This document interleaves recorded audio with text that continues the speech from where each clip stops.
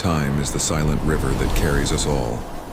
Some let themselves be swept away, drifting without direction, while others learn to sail against its current, steering their life with purpose. To master time is not to stop its flow, for no one can, but to learn how to live in harmony with it. Every second that slips away is a reminder. Life is not endless. The hours you waste will never return. The Stoics remind us that the most valuable resource we have is not gold, not power, not fame, it is time, and to waste it is the greatest poverty. Marcus Aurelius once wrote, "You could leave life right now. Let that determine what you do, say, and think." This is not meant to scare you, but to awaken you. When you understand the fragility of life, you stop postponing what matters. You stop living as if tomorrow is guaranteed. You learn that the moment you hold in your hands now is the only true possession you ever have. But to master time, you must first master yourself. Man who is a slave to his impulses will always be a victim of wasted hours. He rises late, distracted by pleasures, pulled in every direction by desires that do not serve him. He becomes scattered, restless, and regrets fill his heart as night falls. Self-mastery is the art of reclaiming your hours from chaos. It means discipline over laziness, clarity over confusion, focus over distraction. Seneca wrote, "It is not that we have a short time to live, but that we waste much of it." Reflect on how often you spend your days in trivial pursuits, consumed by meaningless arguments, endless scrolling, chasing approval from those who don't even think of you. Ask yourself, is this how you want to spend the only life you are given? To master yourself is not about suppression, but about alignment. It is to know what is within your control and what is not. It is to rise each morning with intention, to spend your hours like a wise investor spends gold. Carefully, with foresight, never frivolously. Imagine your life as a vessel. Each hour is a drop of water poured into it. What kind of vessel are you filling? One of wisdom, peace, and strength, or one of regret and emptiness? Discipline is the key. Discipline is freedom, for when you rule yourself, time bends to your will. When others waste their days in distraction, you move forward.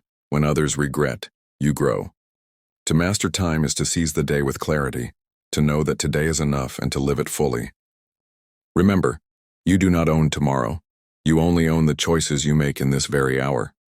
And if you master yourself, you master time. And when you master time, you master life itself.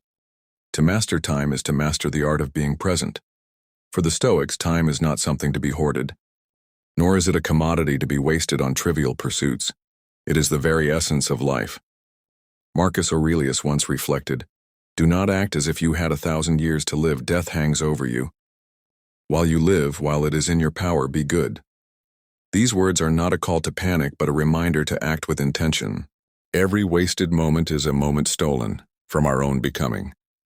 Think of how much time we lose to distractions, to gossip, to the endless pursuit of things that bring no true satisfaction. We scroll, we compare, we chase shadows, forgetting that life is slipping silently through our fingers. The Stoic asks us to pause, to breathe, to ask ourselves, is what I am doing now aligned with the life I wish to live? For in every action we are either moving closer to virtue or drifting further away. But mastery of time cannot be separated from mastery of the self. Epictetus taught that we cannot control the external world, only our judgments, our choices, our responses. And yet, how often do we give our time and thus our lives to things that lie beyond our control? We argue over insults, we complain about fortune. We become restless when life does not bend to our desires. In these moments we are not masters of time but slaves to it. To master oneself is to stand firm amidst the storms of circumstance.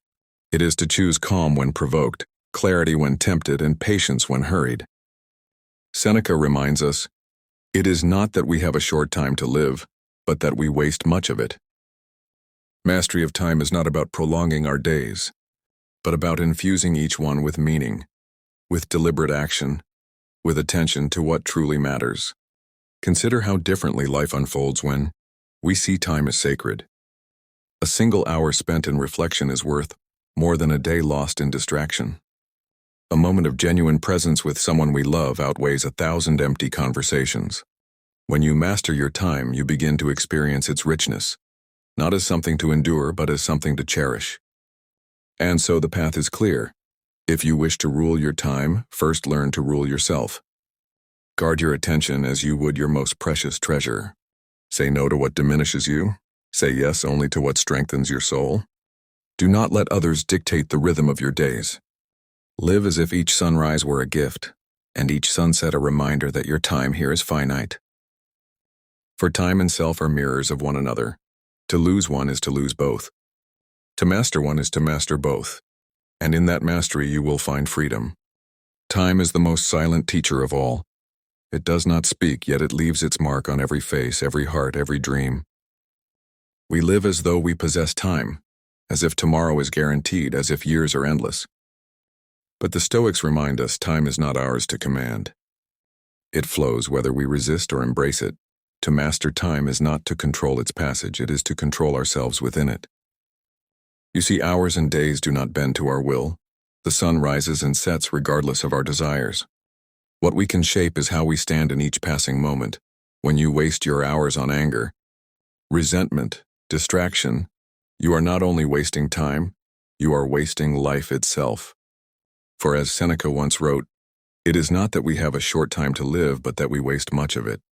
To master time, therefore, is to treat every moment as sacred. Not in a hurried, anxious way, running to achieve more, to chase more, but with presence. Ask yourself, what am I doing now? Does it matter? Will it still matter tomorrow, in a year, or in 10 years? If not, why surrender your only treasure, your time, to what is empty? And yet, to master time requires more than awareness. It requires self-mastery. For what is time, if not the arena in which your character is tested? A person without control over themselves cannot master time, because every distraction will enslave them, every temptation will steal their hours, every uncontrolled impulse will scatter their days like sand in the wind. Mastering yourself means you learn to govern your desires, your emotions, your reactions. When anger rises, you do not let it burn your minutes away. When fear whispers, you do not let it paralyze your future. When desire tempts, you do not surrender your days to fleeting pleasures. You stand firm because you know, time is the currency of your soul. Marcus Aurelius once reminded himself, you could leave life right now. Let that determine what you do, say, and think. Imagine living with this awareness, not in fear, but in clarity. If death could come at any hour, why waste hours on bitterness? Why give your precious time to envy, to vanity, to regret? Why live in tomorrow when today is already enough? To master time is to live deeply in the now, while preparing wisely for the future. To master yourself is to remain steady in storms, disciplined in choices, and free in spirit. Together they form the art of a meaningful life. Without them, you will always feel rushed, lost, and enslaved by the clock. With them, even a short life becomes vast, eternal, complete. So remind yourself, the world will not pause for you. Hours will pass, days will vanish, years will dissolve. But within you lies a power greater than time itself. The power to shape how you use it. The power to shape who you are. Master time by mastering yourself, and you will discover the secret. Time is not your enemy. It is your stage. Live wisely upon it before the curtain falls. There is a truth we often resist, yet it never stops whispering. Much of life is not ours to command. The Stoics, those ancient guardians of wisdom, warned us that clinging too tightly to control is like trying to command the wind. Epictetus said, some things are in our control and others not. This is not an invitation to weakness, but to clarity. For when we accept the limits of our power, we free ourselves from the torment of illusions. In a chaotic age where noise drowns silence, where every headline calls for panic, where we are told to chase and compete endlessly, the practice of letting go becomes an act of rebellion. To surrender not out of defeat but out of wisdom, we let go not because we do not care, but because we choose to direct our energy toward what truly matters. Our own thoughts, our own character, our own actions. Seneca wrote, "He who suffers before it is necessary suffers more than is necessary." How many times have we suffered over shadows, over things beyond our reach, over storms we cannot calm? The Stoic path calls us back to center, to care for the vessel we do command, our mind, our choices, our response. The storm may rage outside, but within we can still choose stillness. And Marcus Aurelius, the emperor who bore the weight of an empire, reminded himself daily, "You have power over your mind, not outside events. Realize this and you will find strength." Strength does not come from bending the world to our will, but from aligning ourselves with nature's flow. The river moves as it does. We may fight it and drown, or we may let go and swim with its current. To practice this is to find freedom, to let go of what is not ours, to guard what is, and to meet each day with calm courage. This is the art of living with dignity in a time of chaos. So if these words resonate with you, if you wish to walk the Stoic path a little further, I invite you to subscribe. Join this journey of learning, of remembering, of becoming stronger not through control, but through wisdom. Because peace is not found in mastering the world, it is found in mastering ourselves.